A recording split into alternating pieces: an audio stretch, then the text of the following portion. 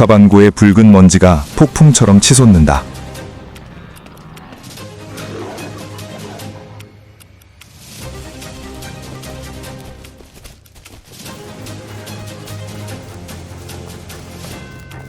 사자 무리가 황무지에서 모습을 드러낸다.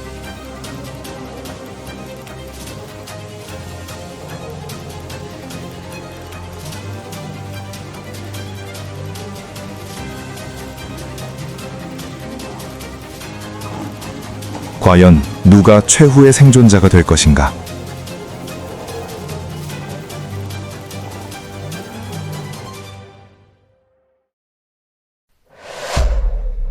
수컷 사자 연합이 옥합안고의 피투성이 땅을 차지하다.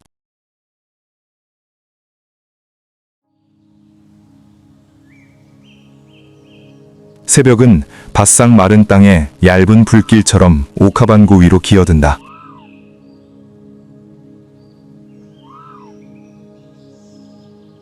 건기는 이곳을 험난한 변방으로 만들었다.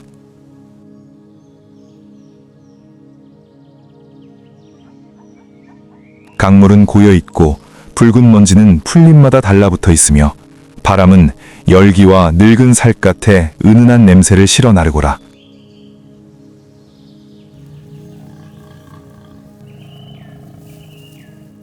옥합안고 남쪽 경계를 따라 암컷 사자 무리의 흔적이 여전히 공중에 남아있다. 이곳은 텅 비어있고 위험하지만 권력을 되찾으려는 젊은 수컷 연합에게는 수익성이 좋은 먹잇감이기도 하다.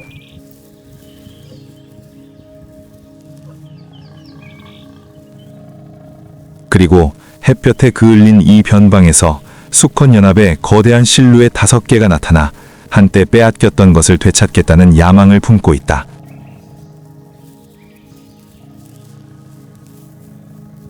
다섯 마리의 숫사자가 피가 아닌 같은 본능으로 함께합니다. 홀로 남은 자는 침묵 속에서 죽고 동맹은 운명을 바꿀 수 있습니다.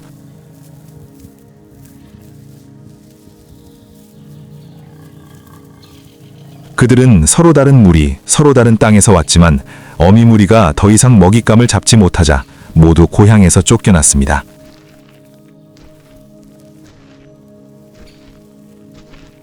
이 나이가 되면 그들은 더 이상 어린아이도 아니고 초원의 왕도 아닙니다.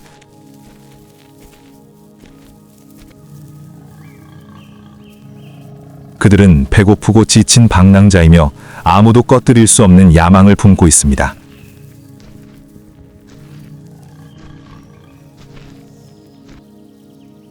옥합안고 국경지대는 일시적인 보금자리입니다. 하지만 이곳을 진정한 영토로 만들려면 암컷 무리가 필요합니다.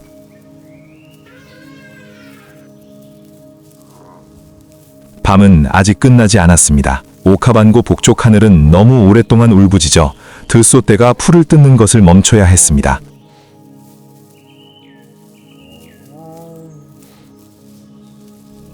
옅은 회색 하늘 아래 5개의 무거운 그림자가 드리워져 있습니다. 새벽녘부터 권력의 폭풍이 시작되었습니다. 전날 니아라와 암사자 무리가 남쪽 들소떼를 따라가며 하이에나들에게 찢겨진 마음의 공허함을 달래려 애쓰는 동안 북쪽에서는 들소, 낯선 암사자, 그리고 또 다른 낯선 수컷의 냄새가 한때 이곳을 지배했던 무리의 코끝에 닿았다. 그들은 더 이상 젊지는 않았지만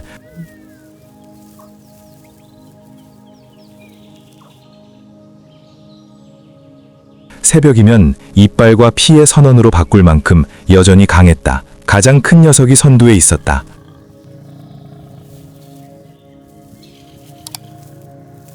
갈기는 잿빛 회색이었고 들소를 사냥하다 가시에 부딪혀 털이 그을렸다. 카로, 즉 역풍이라는 이름이 붙었는데 기다리지 않고 항상 남의 땅으로 향했기 때문이다.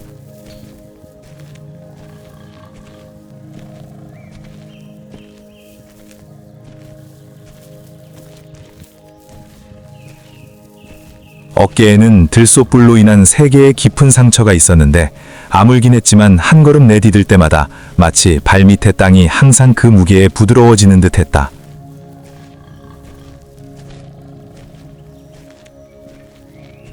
카로 뒤에는 수컷 4마리가 더 있었다. 몸집은 조금 작았지만 여전히 굵은 갈기와 둥글고 문꿀질의 몸에 눈은 타지 않은 석탄처럼 노랗게 빛났다.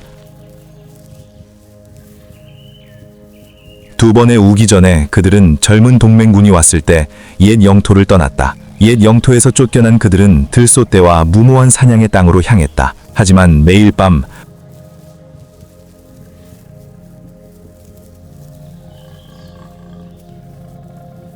멀리서 들려오는 울부짖음은 옛 왕좌가 여전히 차지되어 있음을 일깨워 주었다. 밤한기의 향기 속에는 다른 무언가가 있었다.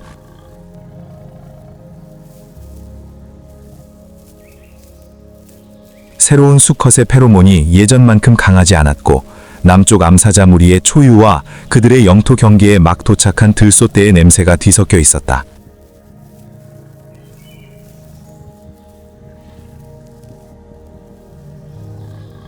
카로에게 그것은 신호였다. 새로운 통치자는 초점을 잃었다.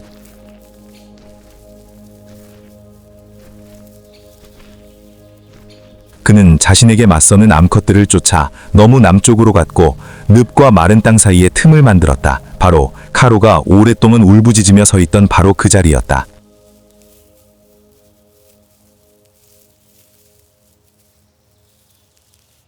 이른 아침 햇볕이 초원 가지래로 스며들어 갈대에 매달린 물방울에 얇은 금빛 막을 드리웠다.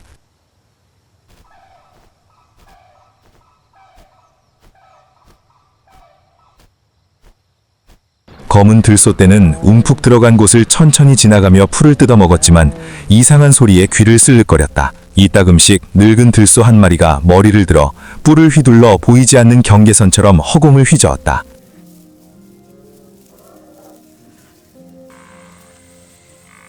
사자는 보이지 않았지만 변화를 감지했다. 5마리의 황소의 냄새는 지금 지배하는 젊은 연합의 냄새와는 달랐다. 오직 평행심이 있는 자만이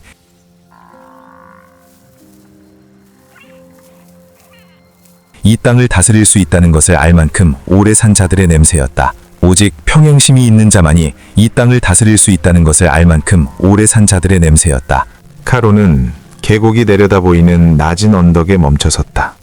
바람에 실려온 익숙한 냄새, 그의 영역을 표시하는 소변 냄새가 새어나오자 등털이 곤두섰다.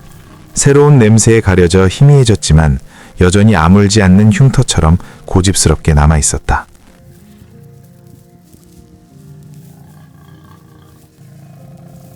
그는 숨을 깊이 들이쉬며 거친 가슴 위로 숨결을 스며들게 했다.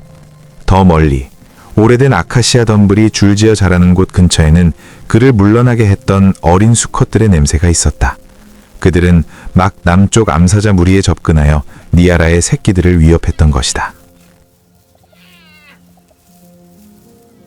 사자들은 오래 머물기 위해 태어나지 않는다.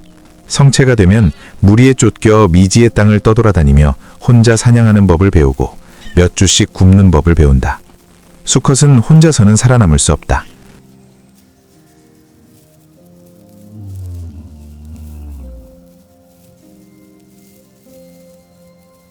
밤에 서로를 찾아다니며 2마리, 3마리, 4마리 또는 5마리씩 동맹을 맺고 서로에게 의지하며 살아남는다.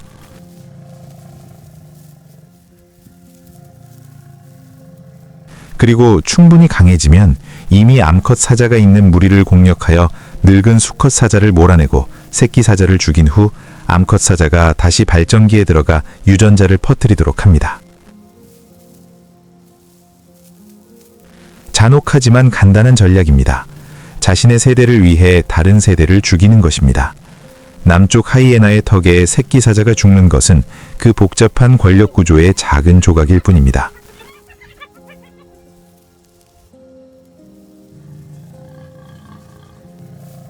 만약 어린 수컷 사자가 니아라와 그녀의 암컷 동맹에 의해 저지되지 않았더라도 그는 여전히 돌아와 남은 새끼들을 죽인 후 마치 그 전에는 아무도 살지 않았던 것처럼 땅 위에서 포효할 것입니다. 하지만 수컷 사자가 가끔 잊는 것이 하나 있습니다. 땅을 원하는 것은 그들만이 아니라는 것입니다.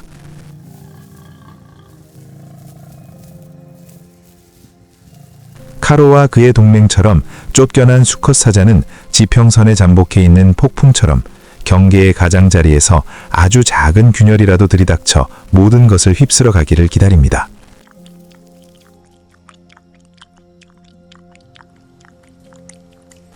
한낮, 태양은 뜨거운 납처럼 오카방고 강을 내리쬐고 있습니다.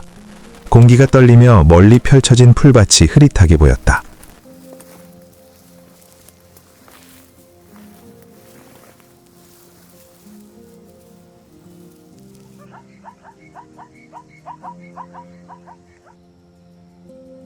카로는 얕은 개울을 따라 무리를 이끌었다.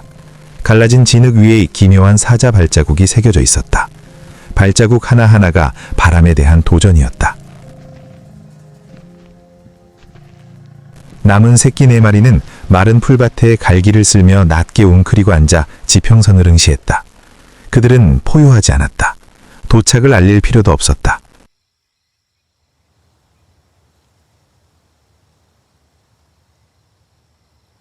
진정한 폭풍은 언제나 들이닥치기 전에 가라앉는다.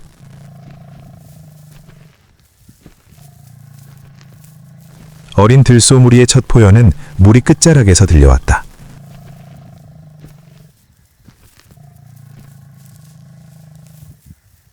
노련한 들소들이 내는 깊고 묵직한 울림은 없었지만 더 높고 절박한 소리였다.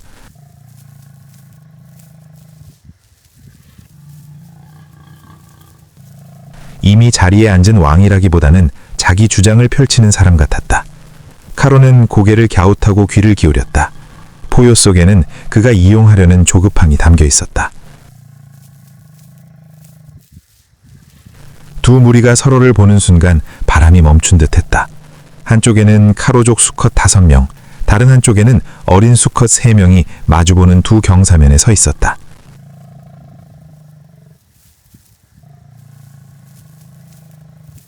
가운데는 들소떼가 휘저은 마른 먼지로 가득 찬 움푹대가 있었다.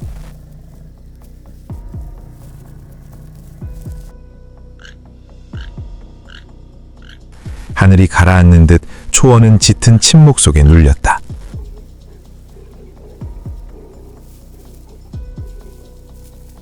니아라가 숨겨둔 아카시아 나무에 다가간 어린 수컷이 먼저 상대를 알아보았다.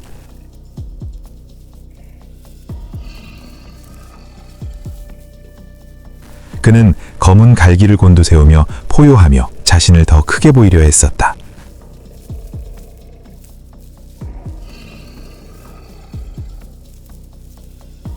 포효는 매홀이었지만 카로의 회색 갈기에 닿는 순간 절벽에 부딪히는 파도처럼 산산조각났다.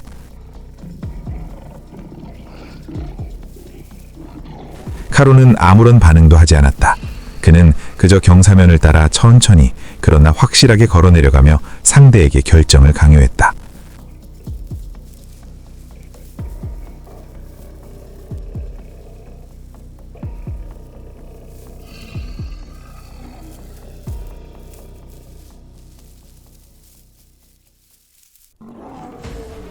어린 수컷은 돌진을 선택했다.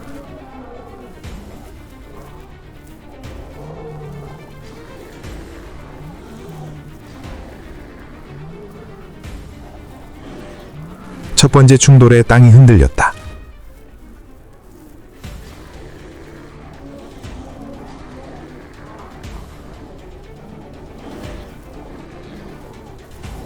붉은 먼지가 흩날리며 서로 얽힌 두 거대한 몸을 가렸다.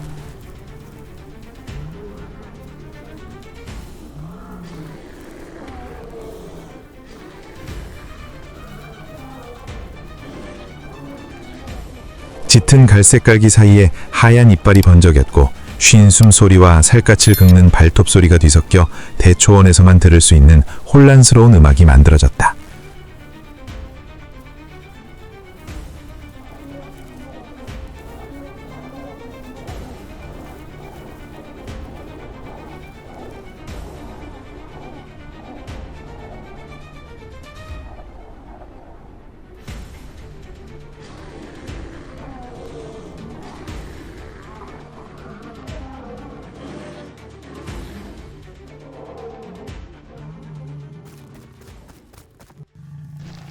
그 먼지 속에서 카로는 젊음으로 이기려 하지 않았다.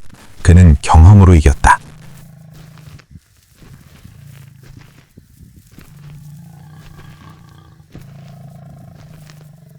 갈기가 가장 두꺼운 어깨에 달려들지 않고 원을 그리며 내려와 갈비뼈를 똑바로 물어뜯었다.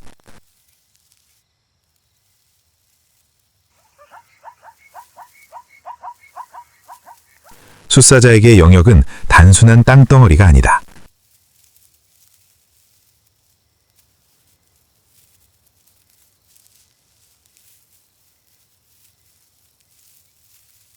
목소리이자 명예이다. 암컷의 자존심을 지키고 혈통을 이어갈 수 있게 해주는 유일한 것이다. 포효 하나하나가 도전이다. 자연에서 숫사자 동맹은 혈통이 아니라 영역을 차지하고 보호하기 위해 연결된 돌멩이와 같다.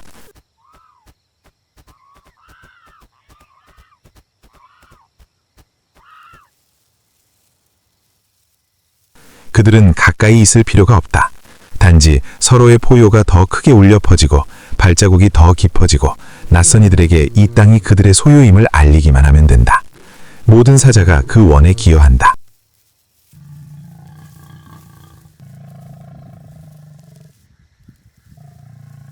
야경꾼, 나무 표시자, 한 사람이 감히 나서지 못할 전투에 뛰어드는 자.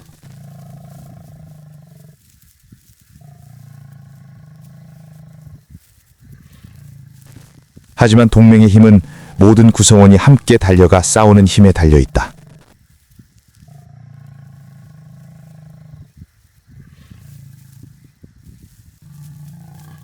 심각한 부상은 한 마리의 사자를 느리게 할 뿐 아니라 온 영토를 뒤흔든다.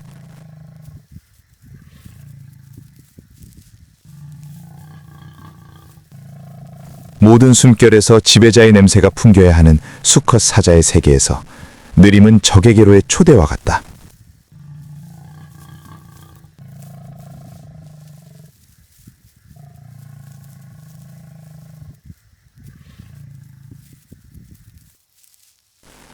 오후는 아카시아 나무 뒤로 압축된 빗줄기처럼 흘렀다.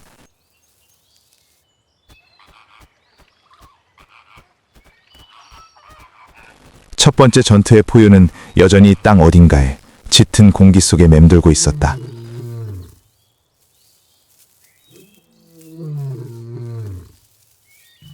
젊은 라이벌이 물러난 후에도 카로의 동맹은 오랫동안 움직이지 않고 더 거친 호흡을 리듬감 있게 내쉬었다.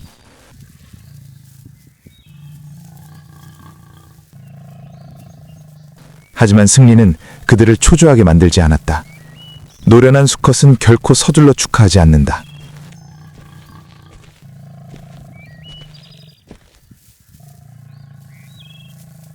카로는 움푹 팬 곳 가장자리를 걸으며 밟힌 먼지 아래서 냄새를 맡았다.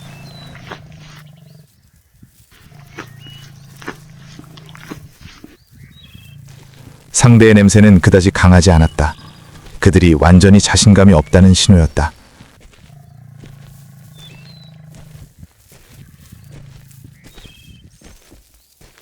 하지만 그들도 약하지는 않았다. 젊은 동맹은 젊음의 열정과 본능이 뒤섞인 존재였다.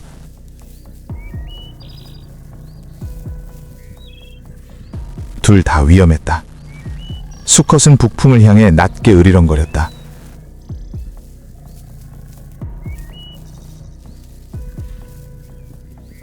바람에는 또 다른 냄새가 실려 있었다. 들소 냄새도 아니고 암컷 냄새도 아닌 귀환의 냄새였다.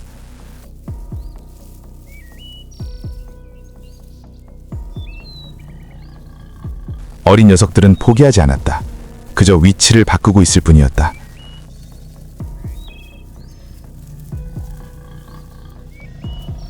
카로는 4명의 아군을 흘끗 보았다. 그들은 이해했다. 아무도 후퇴하려 하지 않았다. 그저 활처럼 진영을 좁혀 넓게 퍼졌다.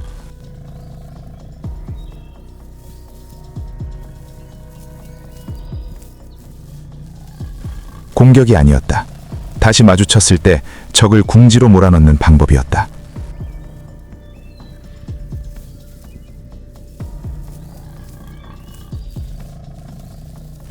늦은 오후의 햇살이 마른 갈대밭에 스며들며 땅을 어두운 줄무늬로 만들었다.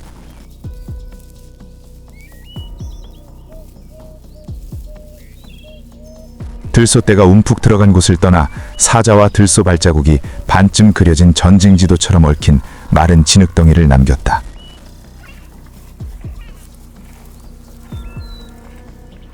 카로는 고개를 숙였다. 적은 보이지 않았지만 바람을 통해 외운 선처럼 그들을 읽을 수 있었다.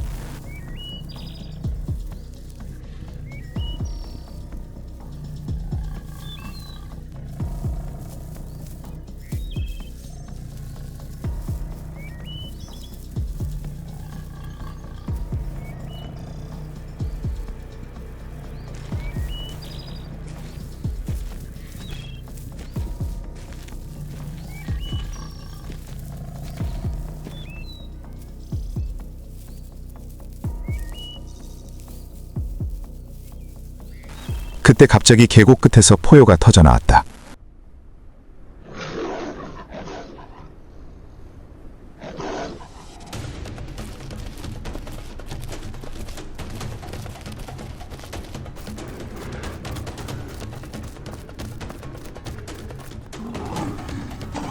수만 번 쉴 새 없이 전투가 벌어졌다.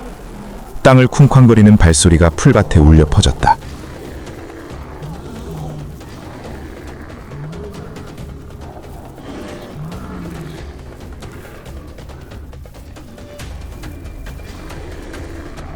네 마리의 어린 수컷들은 마치 첫 번째 전투가 그들을 꺾지 못한 듯 갑자기 동시에 앞으로 돌진했다.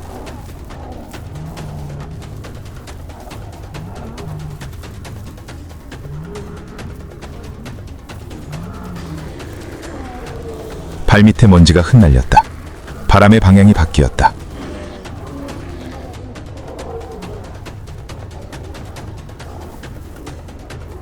양쪽이 막 서로의 시야에 들어온 그 순간, 마지막 햇살이 드리워지던 그 순간,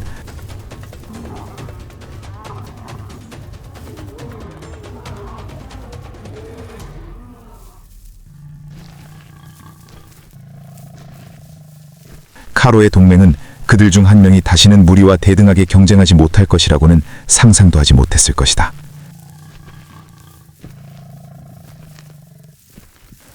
저 멀리 남쪽, 냐라와 암사자 동맹이 다른 들소무리를 쫓고 있던 곳에서도 같은 포효가 희미하지만 기억처럼 또렷하게 들려왔다.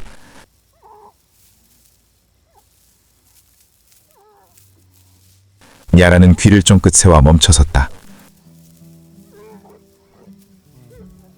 사나는 살아남은 새끼의 어깨에서 고개를 들었고 그녀의 눈은 낯설면서도 익숙한 무언가로 번쩍였다. 인바는 북쪽을 바라보았다. 지평선이 석양에 붉게 물든 곳이었다.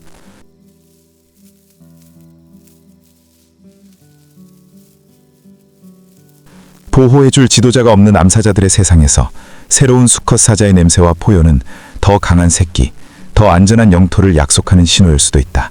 아니면 수컷들이 구세대의 흔적을 모두 없애기로 결정했다면 새로운 수청의 신호일 수도 있다.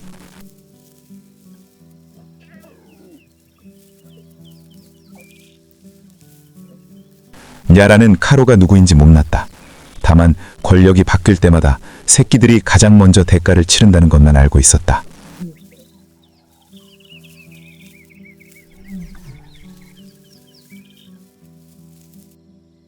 오카방고 강 위로 염이 새로워지는 밤이 내려왔다.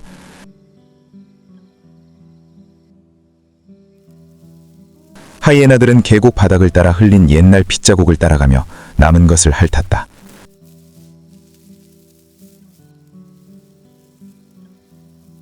독수리들은 희망을 버리고 서쪽으로 맹렬히 날아갔다.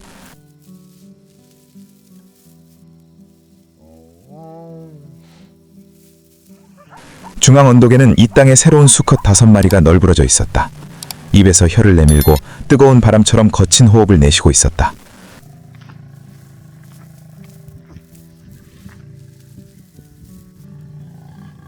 그들은 영토를 되찾았지만 엄청난 대가를 치렀다. 카로 무리 중 한 명은 어깨에 깊은 상처가 있었고 뛰는 심장에서 여전히 피가 흘러나오고 있었다.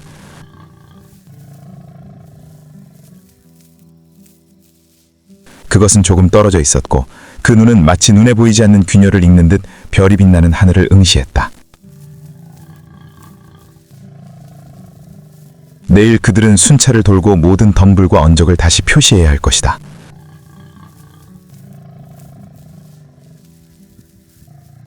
바람에 울리는 그들의 울부짖음을 들었던 암사자들을 찾아야 할 것이다.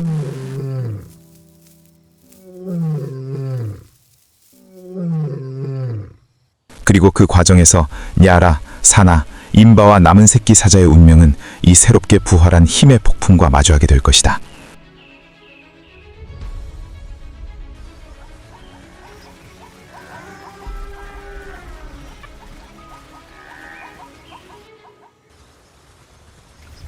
오카반고에서는 어떤 승리도 영원하지 않습니다.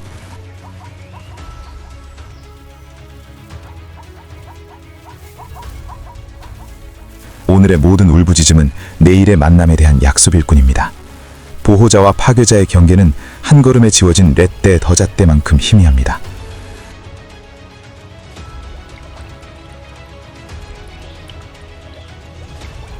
그렇다면 다섯 수컷 사자가 야라와 암사자 어머들의 냄새를 따라 연합하면 어떻게 될까요?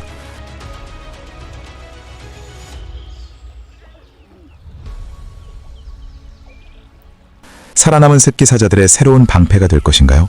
아니면 사바나의 또 다른 비극을 불러올 것인가요?